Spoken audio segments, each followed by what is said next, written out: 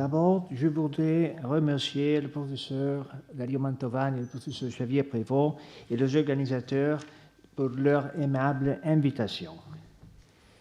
L'étude de la réception de Jacques Cusias dans la monarchie hispanique est un champ de travail presque vierge. Cependant, une recherche dans le principal source montre une influence remarquable sur tous les ordres de la connaissance. Si on passe en revue la principale édition des juristes hispaniques, on peut rapidement y palper une présence très abondante de l'œuvre de Cusias hispanisée Ujacio o Cuyasio. On y trouve des centaines d'allusions réparties dans les textes les plus divers, qui cesseront bientôt d'être les mains de seuls juristes et feront partie de la collection des hommes de lettres, au point que certains des principaux écrivains du Siglo de Oro ont fait allusion aux grands jurisconsultes français. Nous avons rassemblé des dizaines de citations des œuvres de Cusias dans les œuvres très disparates, et il est très difficile de réaliser une synthèse du matériau aussi hétérogène. Cependant, on peut aussi une classification qui sert à structurer la réception du juriste français dans la monarchie hispanique. En premier lieu, il faut se référer aux ouvrages de droit civil et canonique, les plus abondants. Deuxièmement, il faut souligner celles de nature juridico-politique, également élaborées par des juristes, tandis qu'on laisse pour une dernière section une rubrique plus large, dans laquelle se rejoignent des écrits historiques, théologiques, littéraires. Pour procéder de manière plus ordonnée, on détaille les allusions les plus pertinentes qu'on trouve dans chacune des trois sections indiquées ci-dessus. Naturellement, il est évident qu'on ne peut pas couvrir tous les traités et qu'on se concentre sur les citations qu'on juge les plus pertinentes. Ce qui est important, c'est d'avoir une vue d'ensemble et d'être en mesure de proposer des conclusions cohérentes. On verra que nous avons rassemblé des textes à la fois en latin et en langue romane. Il faut aussi noter qu'on entend ici la notion de monarchie hispanique en sens large, bien que limitée à la péninsule ibérique et à l'Amérique. Par conséquent, les territoires européens ayant appartenu à la dynastie des Habsbourg de Madrid sont exclus. Avant d'entrer dans les sujets, il faut souligner encore une fois qu'il s'agit d'un travail de synthèse sur un sujet pratiquement inconnu. Notre approche est donc nécessairement générale et non limitée au seul domaine juridique. Avec cela, nous avons l'intention d'ouvrir quelques fenêtres à de nouveaux sujets qui devraient être développés à l'avenir. Les écrits de droit romain et de droit canonique. Bien que Cusias soit mort à Bourges, sa présence parmi les juristes hispaniques a commencé à se consolider vers l'année 1570. Pour cette raison, déjà quelques années avant sa mort, Cusias était un juriste bien connu et respecté dans toute l'Europe.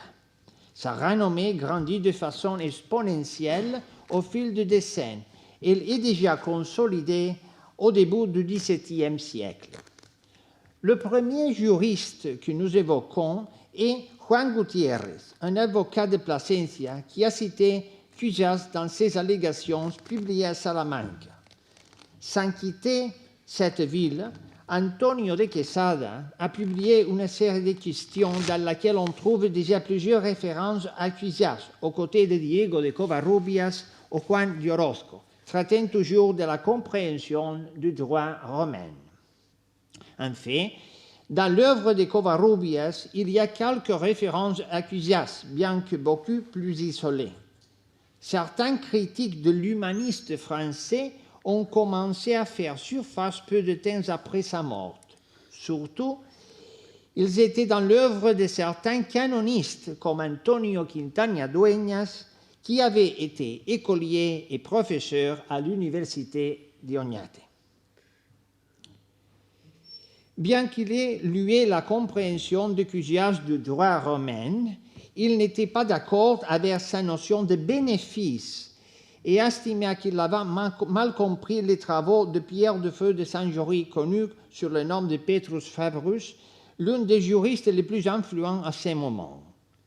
Des professeurs de Salamanque, tels que Diego de Espino de Cáceres, professeur de vêpres de droit canonique, et Rodrigo Suárez, professeur de prima de droit civil, l'ont abondamment cité Cusias, avec une statue de classique que Cusias n'abandonnera plus jamais. Il est difficile de mettre en évidence une question au-dessus des autres. Les juristes consultes français a été mentionné dans l'interprétation du passage d'exégèse de les plus variés textes du Digeste et des autres œuvres de Justinien. Certains auteurs ont fait une référence particulière à Ad Africanum Tractatus, dans lequel Cusias a rassemblé, comme on le sait, les œuvres de Sextus Caecilius Africanus. Un exemple de cette prédilection pour ce travail pourrait être le traité de Baltasar Mogollon, professeur de code à l'Université de Séville, et un autre de Spensis et Valiorationibus Commentarius de Juan García de Saavedra, procureur de la chancellerie royale de Valladolid, qui a appelé le juriste français vir doctissimus. Pour les professeurs plus enclins à commenter le droit castillan, les travaux de Cusias ont, eux, un impact beaucoup plus faible. Il n'a été cité qu'à titre de support scientifique pour une citation, comme on le peut voir par exemple dans le commentaire à la loi de Toro d'Antonio Gómez, professeur à l'Université de Salamanque. Le premier grand traité de droit en espagnol était L'arte legal para estudiar la jurisprudencia de Francisco Bermúdez de Pedraza, un avocat de Grenade. On y trouve 5 références à Cusias qui non seulement fit allusion à Ad Africanum, mais aussi à d'autres traités d'exégèse de droit justinien. La même tendance se retrouve dans les ouvrages latins d'enseignement du droit romain, écrits par les professeurs les plus en vue. L'une des plus significatives, c'est celle de Juan del Castillo Sotomayor, professeur de prime de droit canonique à l'Université d'Alcalá, dans lequel on trouve plusieurs dizaines de références à Cusias, ainsi que dans le livre Commentarium in quattro institutionum Justinianarum de Antonio Pichardo de Vinuesa, où l'autorité du juriste français était invoquée à chaque passe. Le professeur Pichardo a non seulement suivi Cusias dans le contenu, mais dans la méthode, à partir d'un commentaire systématique sur les rubriques du livre des institutions, accompagné d'un résumé des questions qui ont été discutées. On peut dire que dans les premières décennies du XVIIe siècle, l'enseignement du droit romain de la grande université de Castille incorporait la méthode de Cusias, prise comme point de référence qui servit plus tard à établir des concordances avec le droit castillan. Après sa promotion à Oidor de la chancellerie de Valladolid, Pichardo de Vinuesa publia sa relecture dans laquelle il exprime à travers de nombreuses citations son adhésion aux idées de Cusias. La question de la méthode a également été abordée par Blas Robles Salcedo, un avocat madrilène qui, dans son travail, surtout fait écho à Observationum et Emendationum, avec lequel il était particulièrement d'accord. Cependant, on trouve une autre censure critique lorsqu'il s'agit par exemple de l'erreur de Cusias dans la compréhension de la démission de Titius, qui conditione defectus est, comme le souligne un passage de Papinien. Le jurisconsulte Alonso de Carranza a également été très réceptif aux idées de Cusias dans son traité sur l'accouchement, dans lequel, cependant, il a montré quelques réserves vers l'interprétation des juristes néotériques. Malgré cela, Cusias était très suivi et apprécié par le maître de Salamanque. Dans une répétition pour obtenir le baccalauréat, il a été appelé Augustissimis Juris Civilis Interpres, Cujacius Musarum Apex.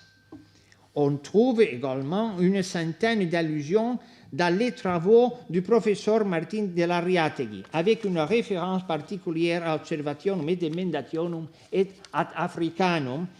Il va de même des Exercitationes Salmanticenses de Nicolas Fernández de Castro, professeur de droit canonique à l'Université de Salamanque, qui a été cujas plus d'une centaine de fois accompagné de Hottmann et d'autres juristes français.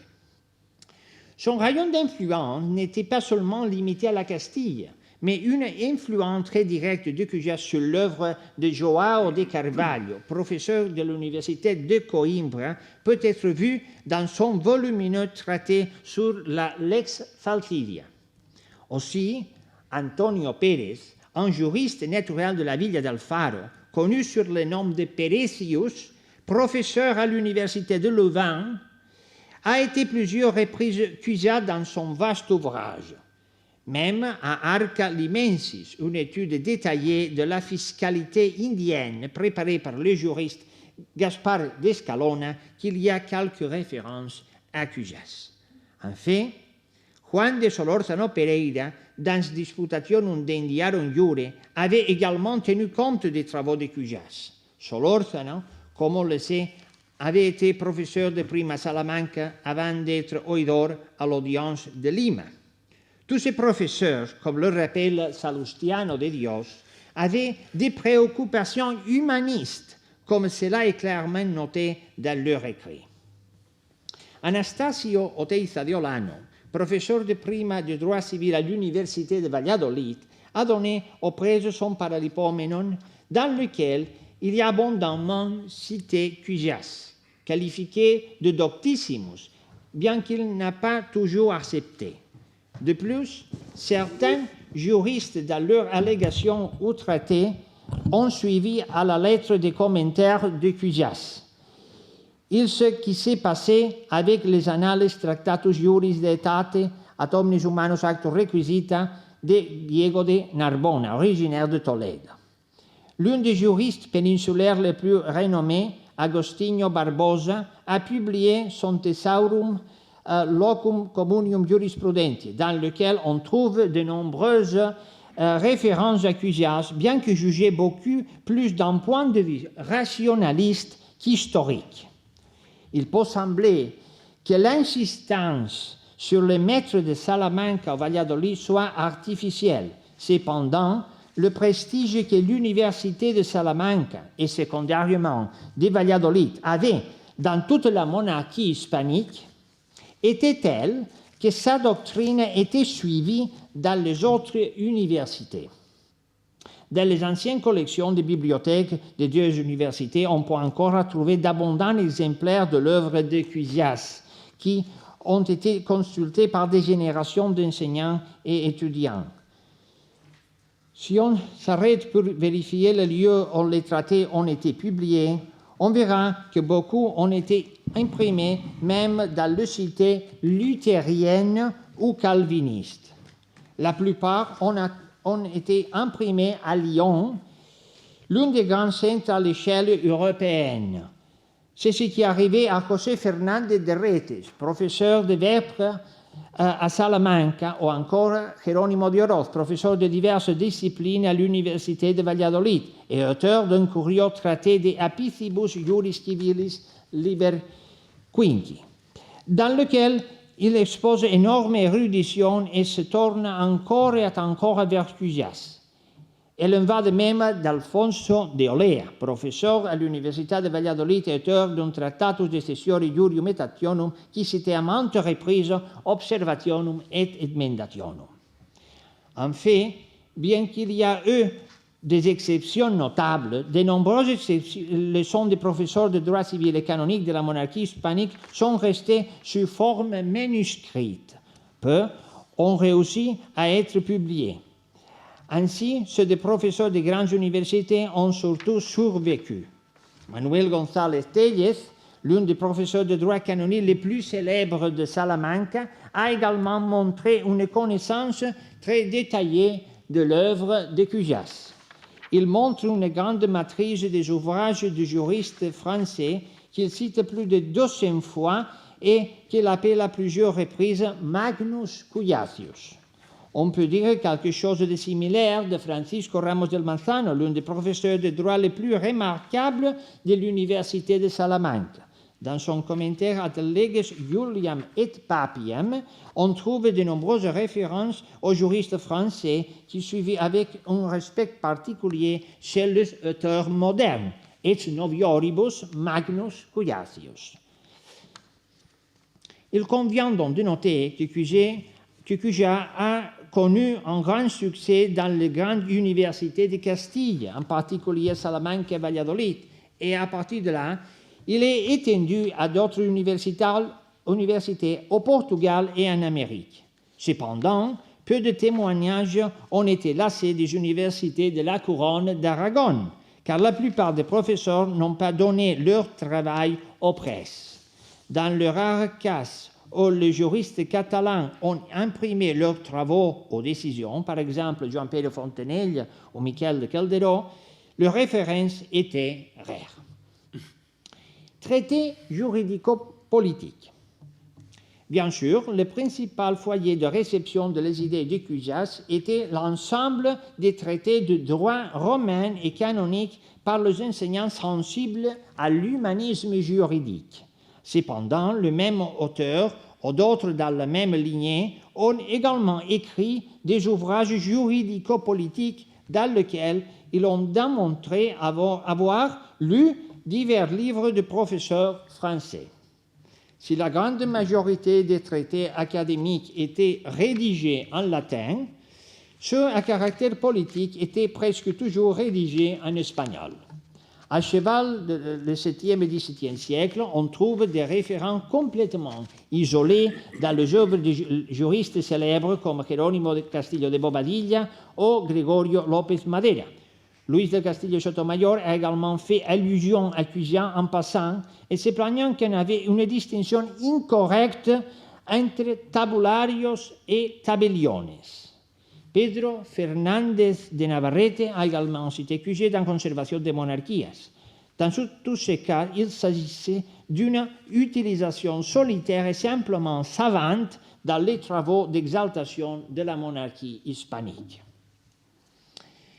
À fur et à mesure que le XVIIe siècle avançait, les citations deviennent plus abondantes.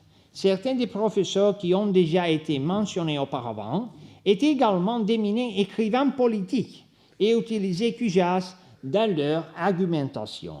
Par exemple, dans la guerre dialectique et juridique contre le Portugal, Nicolas Fernández de Castro s'est servi des travaux de l'humaniste français et a reçu une réponse de Francisco Velasco de Gouveia, professeur de droit canonique à l'université de Coimbra.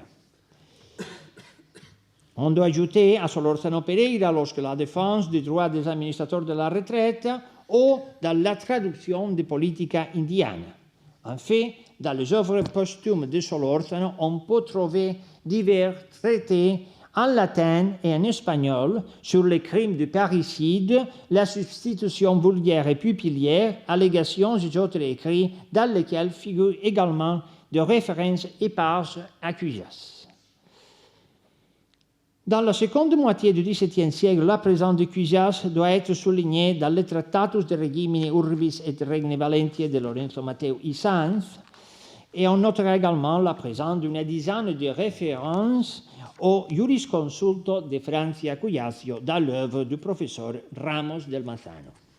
Concernant la question débattue du Portugal, il faut se référer aux travaux d'Ignacio Pereira de Sousa qui a fait un usage particulier de l'observationum de Cujas. Autres travaux. Au-delà de l'influence de Cujas sur les traités juridiques, il y a une démonstration encore plus claire de la pénétration dans le monde hispanique. Ce sont des allusions à son travail dans les traités historiques, littéraires, théologiques, médicaux. On retrouve une prédilection particulière pour Observationum et Emendationum, qui est citée de manière savante par de nombreux écrivains.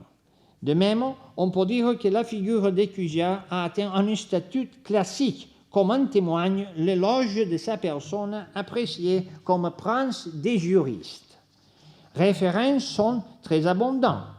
Cependant, on termine ce tour de la fortune de Cujas dans la monarchie hispanique par une brève revue de quelques œuvres représentatives de l'époque. On peut commencer par Noticia General para la Estimación de las Artes de Gaspar Gutiérrez de los Ríos, originaire de Salamanque, professeur d'arts libéraux et de droit, qui a cité à plusieurs reprises Cujas en faisant référence à la qualité du juriste. Cujas a également été considéré comme le prototype des juristes dans la médecine espagnole du médecin Juan Sorapan de Rieros, qui a déclaré que son travail était également bénéfique pour les philosophes, les juristes et les théologiens. On peut ajouter que dans Cristol de la Verdad, Luis de Aldrete Soto a fait référence a Jacques Cujacio, uno de los príncipes modernos de la jurisprudencia. Au-delà de ses ouvrages d'intention plus générale, Cujas était surtout cité par les historiens. Dans les œuvres de louange des villes, des diocèses ou des ordres religieux ou militaires si fréquents dans le baroque espagnol, il y a des allusions éparses à la figure de l'humaniste français. Dans l'Historia Imperial y Cesarea de Pedro Mexia, complétée par le père Basilio Varenne, dans lequel il traitait de la vie des empereurs, une allusion était faite à Jacobo Cujacio, principe de los jurisconsultos.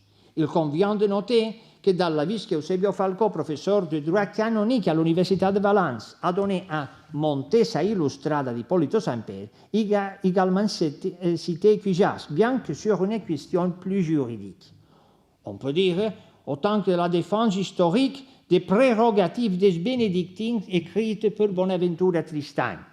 À l'usage savant, on peut ajouter les travaux du jésuite Gabriel de Nao sur l'histoire de la Cantabrie et de la Biscaye, une référence dans le célèbre livre du voyageur Pedro Cubero et l'opinion du jésuite José de Moret, qui, dans ses recherches sur le royaume de Navarre, s'est référé à plusieurs reprises aux juristes français avec grande éloge, el eruditissimo y gravísimo jurisperito Cujacio, hablando con el tiento y circunspección que suele.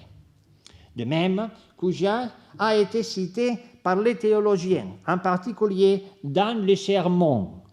Sans vouloir être exhaustif, on peut citer quelques noms très marquants comme l'Augustin Basilio Ponce de León, Sancho d'Ávila, évêque de Jaén, le célèbre prédicateur jésuite Juan Eusebio Nierenberg, Juan Machado de Chaves, qui qualifiait Cujas d'auteur théorique comme Antoine Favre O'Donoghue, Pedro Rodríguez Cortés dans le Discurso Jurídico Devoto, Juan Caramuel, qui l'a cité dans son ouvrage sur la théologie morale fondamentale, ou le prédicateur royal Manuel de Guerra y Ribera, qui mentionne les observations de Cujas.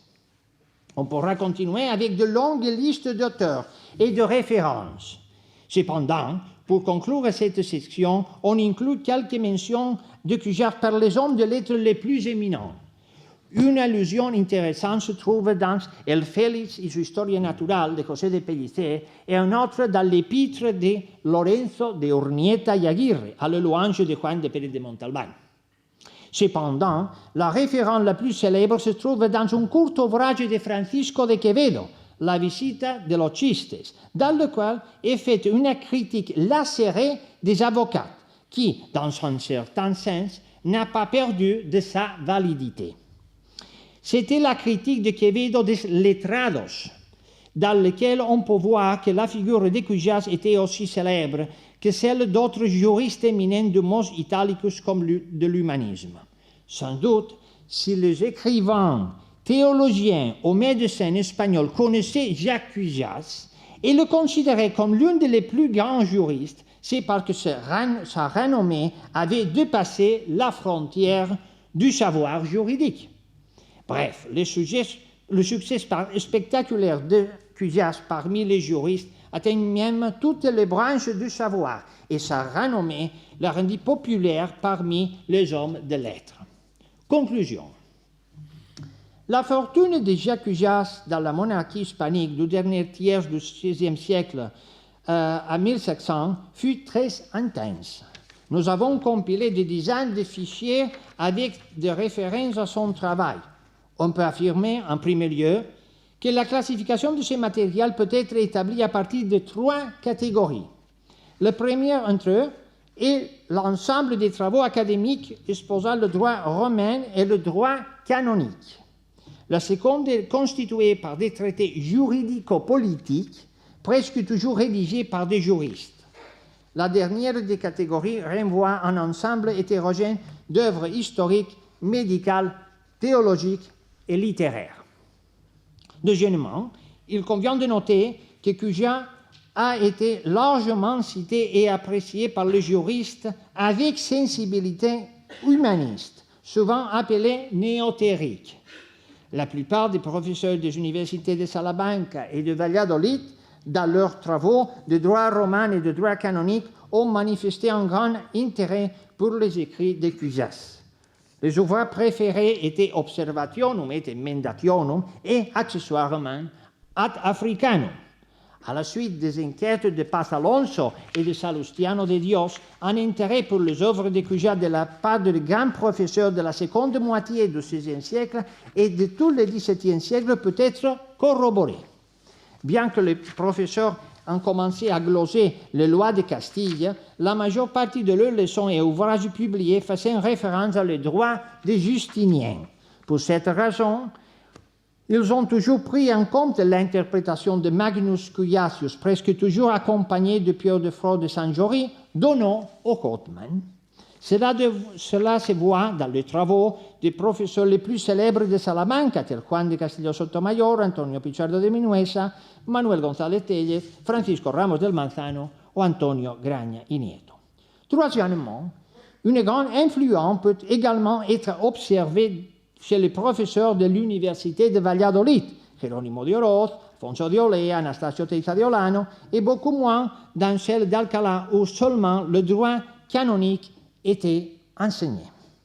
Certains des juristes les plus éminents de Portugal, João de Carvalho, Manuel Mendes de Castro, Francisco de Velasco Gouveia et d'Amérique, ont également beaucoup apprécié le travail de Cujas. Quatrièmement, en ce qui concerne les traités juridico-politiques, il convient de noter qu'au début, les références étaient érudites et rares. Ils ne commenceront à proliférer plus abondamment jusqu'à 1640, notamment à la suite du conflit entre la Castille et Portugal. Certains des juristes qui s'étaient distingués comme théoriciens du droit romain, Solórzano Pereira, Ramos del Manzano, utilisaient les idées de Cujas dans leurs arguments politiques, tout comme d'autres écrivains comme Lorenzo Mateo y Sanz ou Pedro González de Salcedo. Cinquièmement, nous avons fait une sélection des citations de la présence de Jacques Cujas parmi les plus célèbres hommes de lettres, historiens, théologiens, médecins du XVIIe siècle, afin de corroborer à quel point Cujas était connu des non-juristes. Le nom de Juan de Sorapan de Rieros, Luis de Aldrete de Soto, Juan Caramuel, Manuel de Guerra Rivera ou Francisco de Quevedo sont suffisamment représentatifs pour affirmer la profonde pénétration de Cujas dans toutes les sphères de la culture, considéré à l'unanimité comme le prince des juristes. Il reste étudier la réception de Cujas dans les autres siècles, même si un rapide examen des principaux auteurs montre que le romaniste le tenait en haute estime tant en Espagne qu'en Amérique. Pas en vain, José María de Antequera affirmait encore que la France avait produit de très grands juristes, bien que Cujas les surpassait tous. Ce procès a été répété au Mexique et dans d'autres parties du monde hispanique. Enfin, on peut dire que Cujas, avant sa mort, était déjà placé par les auteurs hispaniques dans l'Olympe des juristes et que depuis, il y est resté définitivement. Merci beaucoup.